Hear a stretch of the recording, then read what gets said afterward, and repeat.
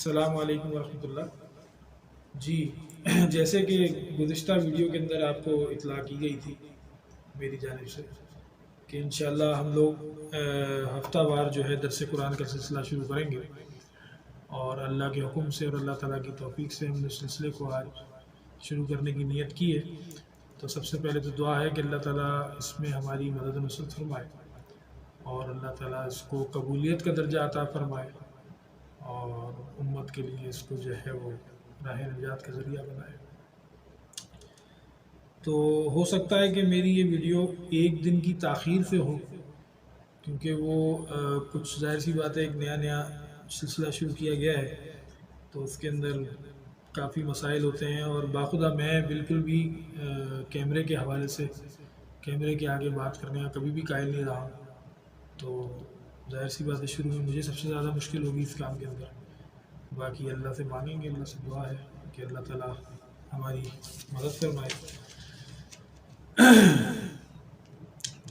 قرآن پاک کو شروع کرنے سے پہلے اور اس کے درس کی طرف جانے سے پہلے ظاہر سی بات ہے سورہ فاتحہ سے ہی شروع کریں گے، تو اس سے پہلے چند سیدھا باتوں کے اوپر میں چاہتا ہوں کہ تھوڑی سی آپ لوگوں کی رہنمائی کروں، تاکہ جب بھی انسان کوئی کسی قسم کا بھی کوئی علم حاصل کرنا شروع کرتا ہے تو اس سے ایک جب تعلق انسان کا جڑتا ہے تو اس کے بارے میں اس کی جو بنیادی چیزیں ہیں اور بنیادی باتیں ہیں، یہ جائے گا کہ وہ اتنی زیادہ ضروری تو نہیں ہے، لیکن اس کے بارے میں بھی ہمیں معلومات ہونی چاہیے، کیونکہ قرآن مجید جو ہے وہ اللہ کا کلام ہے، اور اس میں جو ہے اس کا بڑا ادب ہے کہ اس کے ہر نقطے کی طرف ہم صحیح طرح توجہ رکھیں، اور اس کو حاصل کرنے کی چاہت بھی ہمارے اندر ہو، طلب بھی ہمارے اندر ہو کہ اللہ تعالیٰ نے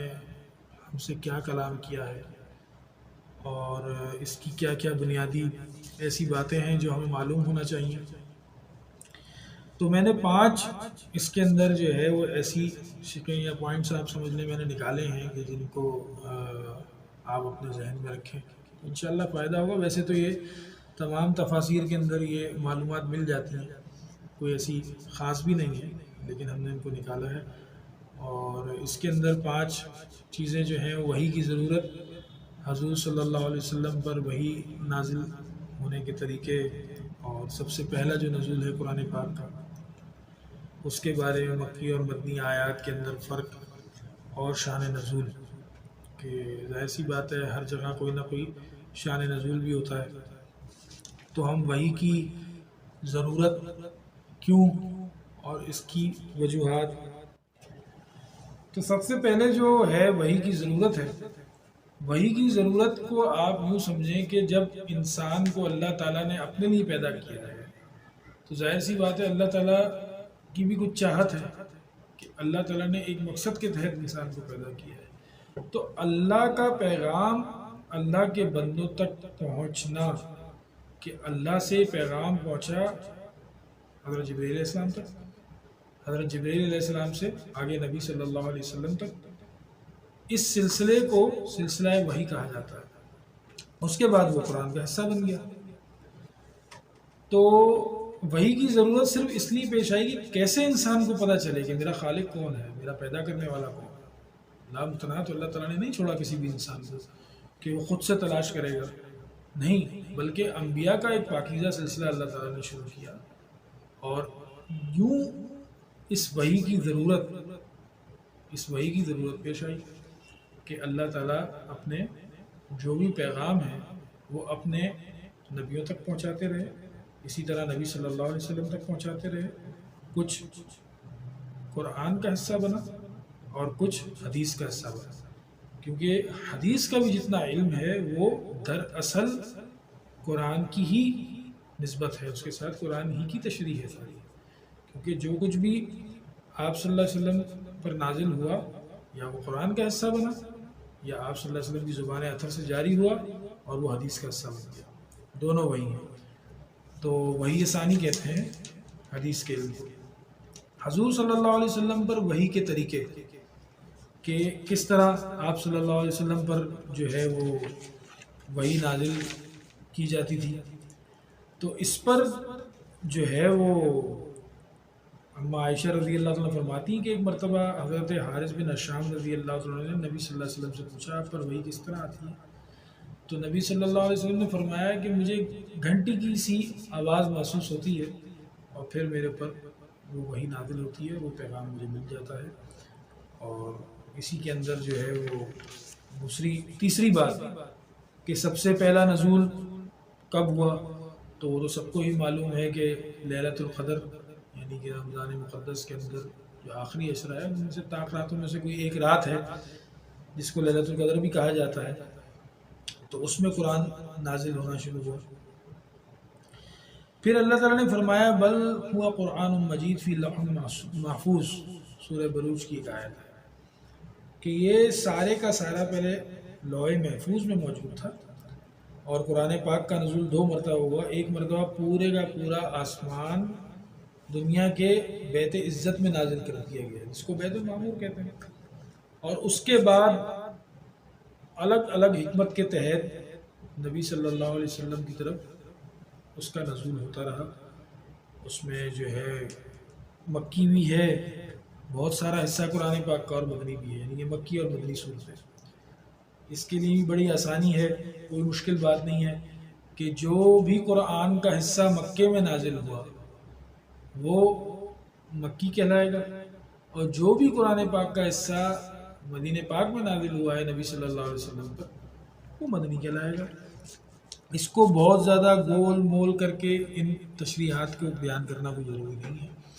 شان نزول ان آیات کو خصوصی طور پر شان نزول کا درجہ حاصل ہے کہ جس وقت کے کوئی واقعہ پیش آیا ہو اور اس وقت خصوصی طور پر اللہ تعالیٰ کی طرف سے کوئی فرمان نازل ہوا ہو جو کہ قرآن کا حصہ بن گیا، تو اس واقعے کی نسبت شان نزول سے ہو جاتی ہے کہ یہ اس کا شان نزول ہے کہ اس لیے اللہ تعالیٰ نے یہ آیات نازل فرمائیں اس موقع پر، اس بیان کے اوپر۔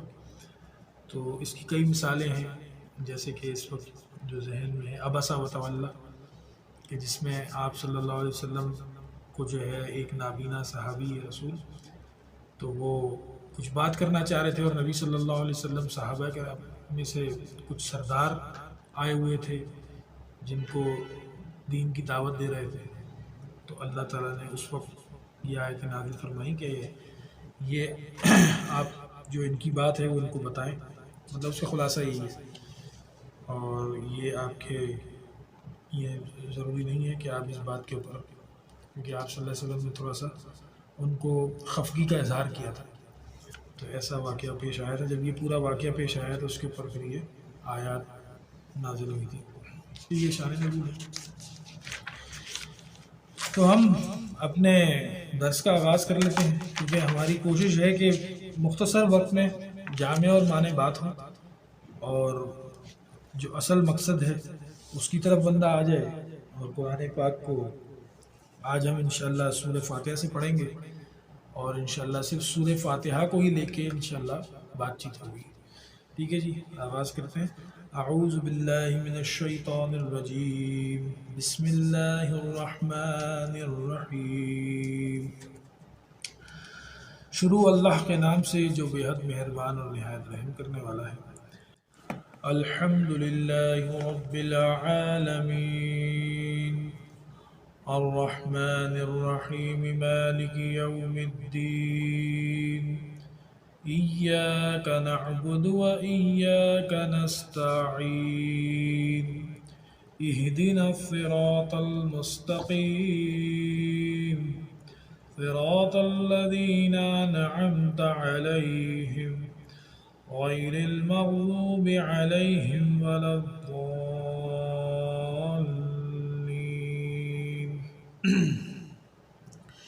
الحمدللہ رب العالمین، تمام تعریفیں اللہ کی ہیں جو تمام جہانوں کا پروردگار ہے۔ الرحمن الرحیم، جو سب پر مہربان اور بہت مہربان ہے۔ مالک یوم الدین، جو روز جزا کا مالک ہے۔ ایاک نعبد و ایاک نستعین، ہم تیری ہی عبادت کرتے ہیں اور تجھ سے ہی مدد مانگتے ہیں۔ اہدنا الصراط المستقیم صراط الذین انعمت علیہم، ہمیں سیدھی راستے کی ہدایت عطا فرما، ان لوگوں کے راستے کی جن پر تو نے انعام کیا، غیر المغضوب علیہم ولا الضالین، جن پر نہ تیرا غصہ ہوا اور نہ وہ گمراہ ہوئے۔ یہ اس کا ترجمہ آ گیا سورہ فاتحہ کا۔ الحمد للہ رب العالمین، تمام تعریفیں اللہ کے لیے ہیں۔ یہاں سے کلام کا آغاز ہوا۔ اللہ تعالیٰ کو یہ بتانے کی ضرورت نہیں کہ تمام تعریفیں میری ہیں، میرے لیے کرو۔ اللہ تعالیٰ ہم لوگوں کے اللہ اکبر کہنے سے پہلے سب سے بڑے ہیں۔ اللہ تعالیٰ سبحان اللہ کہنے سے پہلے پاک و پاکیزہ ہے۔ اللہ تعالیٰ کو جو سب سے زیادہ محبوب چیز ہے، وہ سب سے زیادہ محبوب چیز اللہ تعالیٰ کو اپنی عزت، اپنی تعریف ہے۔ اس لیے اللہ تعالیٰ نے کہا کہ دیکھو تعریف کے قابل تو اللہ ہی ہے۔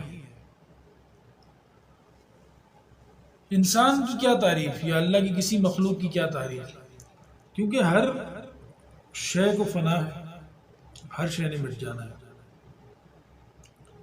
تعریف کے قابل اللہ کی ذات ہے، اس کی وہ صفات ہیں، وہ الاول والآخر والظاہر والباطن، کہ سب سے پہلے وہ ہے، اس سے پہلے کوئی ہے، والآخر، کہ سب سے آخر بھی وہی ہے، اس کے بعد کوئی نہیں، والظاہر، وہ ظاہر اتنا ہے کہ اس سے کوئی چیز چھپ نہیں سکتی، والباطن، اور چھپا ہوا اتنا ہے کہ کوئی اس کو دیکھ نہیں سکتا۔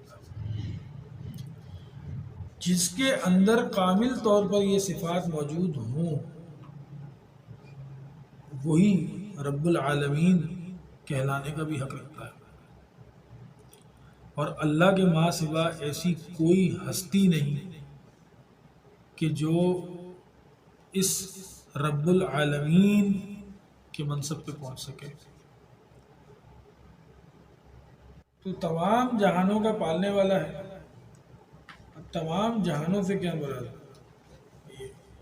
ہم تو عالم دنیا میں ہیں، ہمیں تو دنیا کا ہی پتہ ہے، دنیا کے اندر جو موجود مخلوقات ہیں انہیں کو جانتے ہیں، لیکن اللہ تعالیٰ کی تو قدرت میں، قبضہ قدرت میں کئی جہان ہیں، تو ان تمام جہانوں کا پالنے والا ہے اللہ تعالیٰ۔ کتنے بڑے اللہ تعالیٰ! تو یہاں پر تو یہ دعویٰ ہی ختم ہو گیا نا کہ انسان پالنے والی ذات اللہ تعالیٰ کی۔ جو لوگ کہتے ہیں جی ماں باپ ہیں، ماں باپ نے بچوں کو پالتے ہیں، اللہ تعالیٰ نے ماں باپ کے ذمے پرورش کی ذمہ داری رکھی ہے، پالنے والے اللہ تعالیٰ ہی ہیں۔ ہر مخلوق پالنے کے اندر تمام چیزیں بھی آ گئی، اس کا رزق بھی آ گیا، اس کی ہر قسم کی روزی، ہر چیز اس کے اندر جو بھی پالنے کے اندر مراد لی جا سکتی ہے وہ سب اللہ کی طرف سے اس کی۔ آج کل کے دور میں کیا ہے؟ آج کل کے دور میں تو انسان 2 سے 3 بچے ہو جائیں تو انسان پریشان ہو جاتا ہے کہ بھائی کیا کریں گے، کہاں سے کھلائیں گے، کہاں سے پلائیں گے۔ لیکن اللہ تعالیٰ کہتے ہیں کہ ہم تمام جہان کے پالنے والے ہیں۔ اچھا جی، پھر آگے فرمایا الرحمن الرحیم، بے حد مہربان، نہایت ہی رحم کرنے والا، کہ اللہ تعالیٰ نے اپنی تعریف کے بعد جو اپنی سب سے پہلی صفت انسانیت کو بتائی، وہ اللہ تعالیٰ کی رحم اور مہربانی، یہ صفات اللہ تعالیٰ نے بتائی۔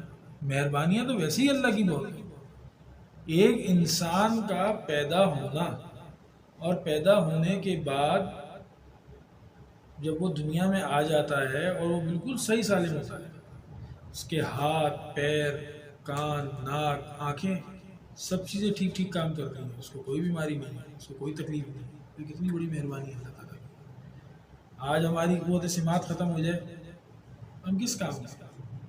بولنا بند ہو جائے تو ہم کس کام کے؟ نظر نہ آئے، 10 مسائل ہیں انسان کے ساتھ، تو مہربانی کس کی ہے؟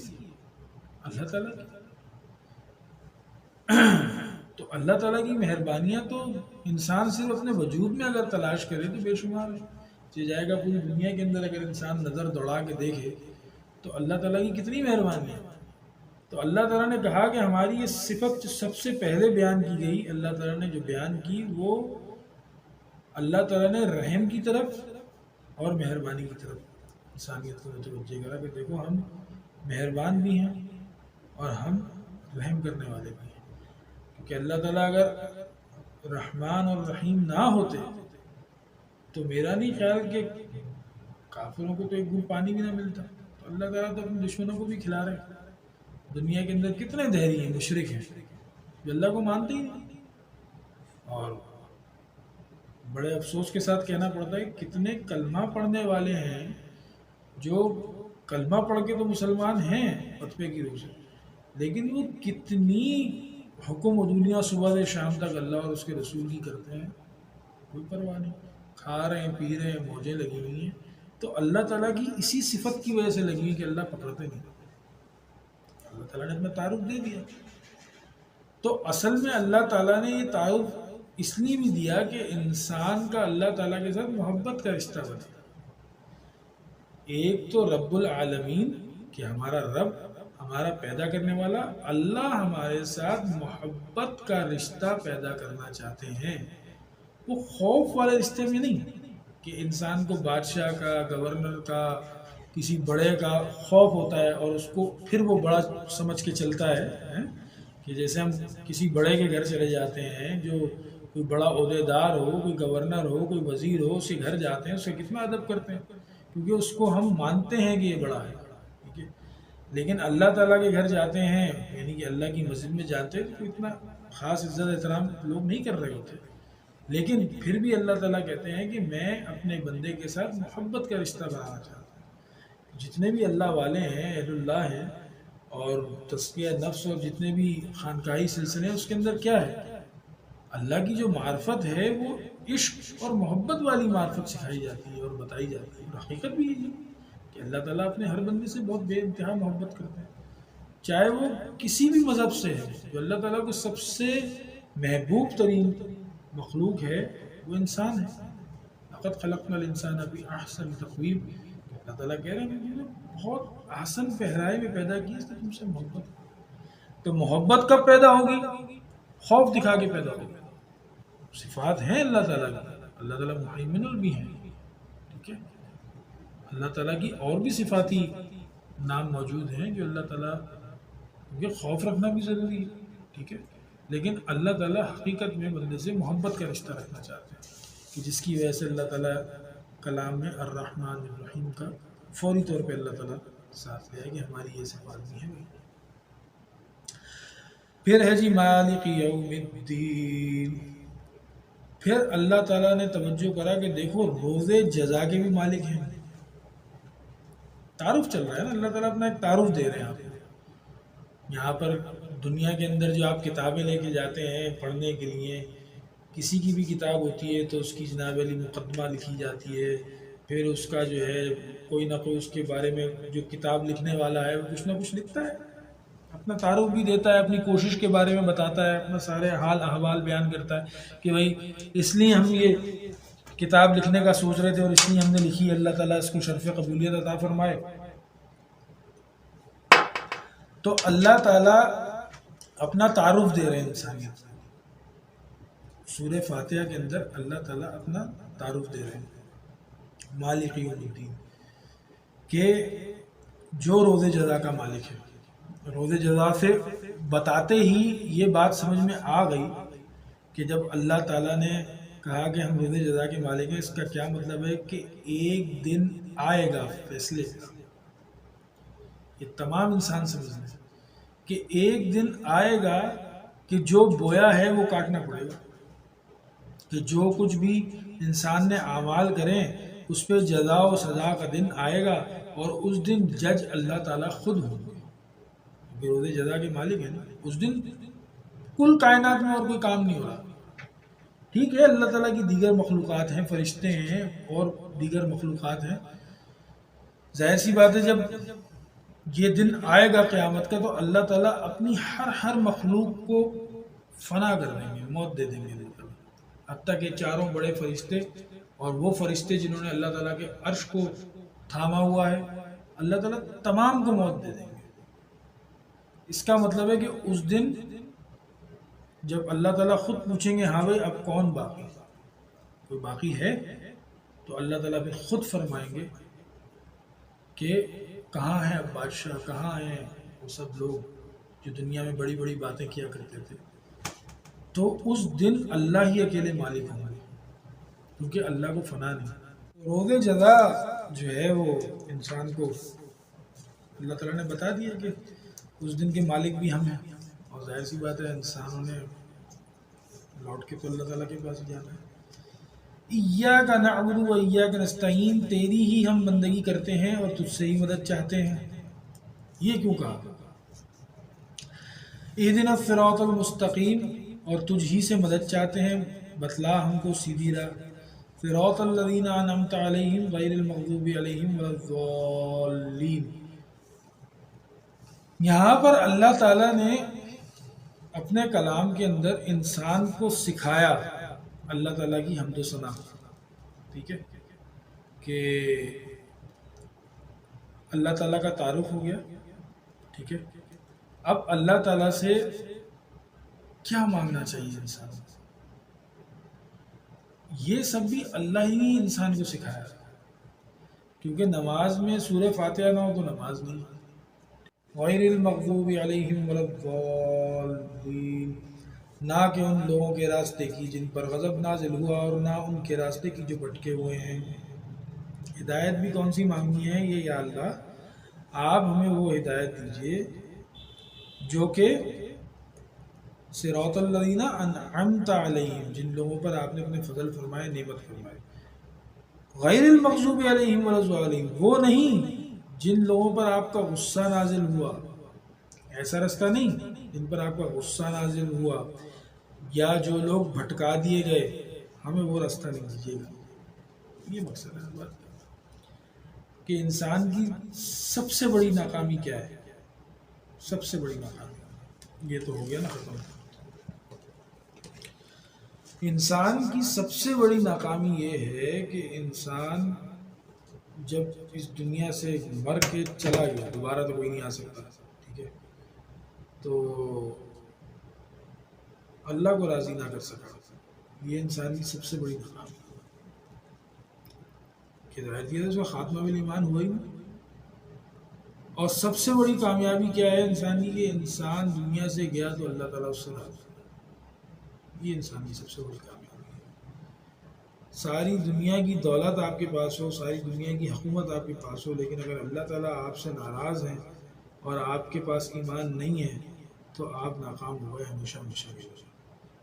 اور آپ کے پاس کچھ نہیں ہے، آپ غریبی میں ہیں، فاقوں میں ہیں، تکلیف میں ہیں، تنگ دستی کی حالت ہے، لیکن اللہ تعالیٰ آپ سے راضی ہیں، تو آپ کامیاب ہو گئے ہمیشہ کے لیے، کیونکہ آخرت کی جو زندگی ہے وہ ہمیشہ ہمیشہ کی ہے، کبھی ختم ہونے والی زندگی نہیں ہے۔ اور دنیا کی زندگی جو ہے وہ تو ظاہر سی بات ہے مختصر ہے، اور ایک دن ختم ہو جانی ہے، جوان بھی مر جاتا ہے، بوڑھا بھی مر جاتا ہے، ہر انسان نے جانا ہے۔ یہاں کوئی ایک موت کی گلی ہے، اس سے کوئی بچ نہیں سکتا، اس سے سب کو گزارنا ہے۔ انبیاء بھی گزرے، صرف ایک ہستی ہے نبی صلی اللہ علیہ وسلم کی کہ جن سے اللہ تعالیٰ نے پوچھا،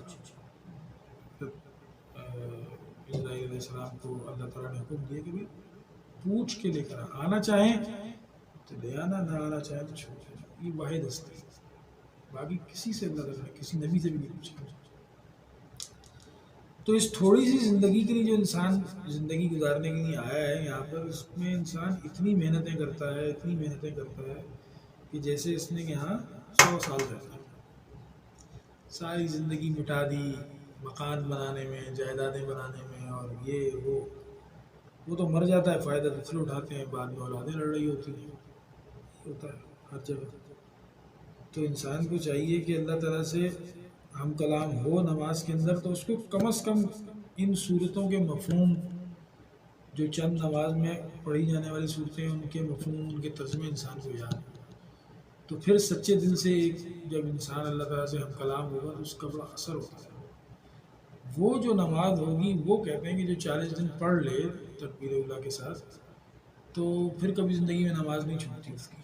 اب انسان میرے پاس آتے ہیں بہت سے ساتھی ہمارے دوست، تو وہ کہتے ہیں کہ یار ہم نے اتنے دن پڑھی لیکن پھر چھوٹ جاتی ہے اتنے دن. مطلب بھائی آپ کی نماز میں کمی ہوگی، باقی انشاءاللہ اگر آپ اس کا 40 دن تک اہتمام کر لیں تو انشاءاللہ نماز کی عادت ہو جاتی ہے، نماز نہیں چھوٹتی. تو وہ کون سی نماز ہے جو 40 دن پڑھنی ہے؟ وہ وہی نماز ہے کہ نماز کے اندر جو آپ نے قرآن پڑھا اس کا آپ کو پہلے پتہ تو ہو کہ میں اللہ تعالیٰ سے کیا بات کر رہا ہوں، اس پہ یقین تو ہو کہ میں اللہ تعالیٰ سے بات کر رہا ہوں، اس پہ یقین تو ہو کہ کم از کم میں اللہ کو اگر نہیں دیکھ رہا لیکن اللہ تو مجھے دیکھ رہے ہیں. تو انشاءاللہ درس کے ساتھ ساتھ یہ چھوٹے موٹے واعظ و نصیحت کی باتیں بھی چلتی رہیں گی. انشاءاللہ آگے سے آغاز کریں گے سورہ بقرہ کا انشاءاللہ اگلے اتوار سے. تو آپ لوگ جو ہے وہ ہر اتوار کو انشاءاللہ ویڈیو آتی رہے گی.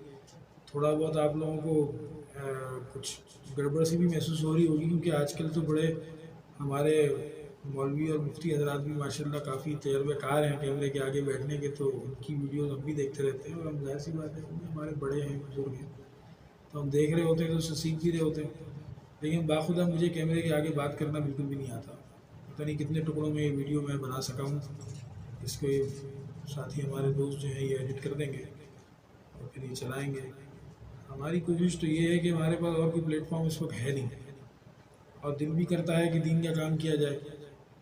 ظاہر سی بات ہے دین کا علم حاصل کیا ہے تو اس کو لوگوں تک پہنچایا جائے، کسی طرح خدمت ہو. تو آج کل آپ کو پتہ ہے کہ دنیا تو ساری جو ہے وہ موبائل پہ ہے اور وہ انٹرنیٹ پہ ہے، کمپیوٹر پہ ہے، مطلب ان چیزوں کے اوپر ہی ہے لوگ زیادہ. اب تو گھر میں بھی لوگ آپس میں ایک دوسرے سے بات نہیں کرتے، سب موبائل پہ بات لگے رہتے ہیں نا. مطلب تو دین کی بھی کوئی بات ہوتی ہے تو لوگ جو ہے وہ دین اسی پہ سیکھ رہے ہوتے ہیں. لیکن اس کا ایک نقصان بھی ہوا ہے، ظاہر سی بات ہے ہم لوگ جو ہے وہ جب تک کسی کے فین نہیں بن جاتے جب تک کسی کی بات نہیں اچھی لگتی ہے، اور جب کسی کے ہم فین بن جاتے ہیں تو پھر ہمیں یہ بات اچھی سمجھتی ہے. لیکن دین کے اندر یہ انداز نہیں ہونا چاہیے.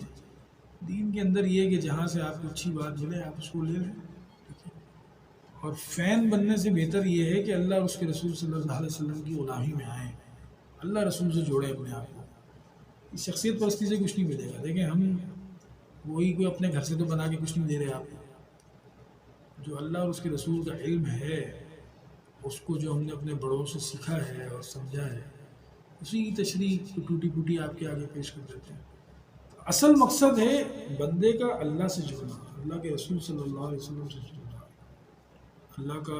اللہ کے ساتھ جڑنا ہے عبادات سے، اللہ تعالیٰ کی مخلوقات سے اچھے انداز میں ان کے ساتھ چلنا، اور نبی صلی اللہ علیہ وسلم سے جڑنا ہے کہ نبی صلی اللہ علیہ وسلم کی سیرت کو اپنی زندگی میں لانا. تو انسان جڑتا ہے. اصل مقصد یہی ہونا چاہیے. تو انشاءاللہ اگلے ہفتے آپ سے ملاقات کریں گے.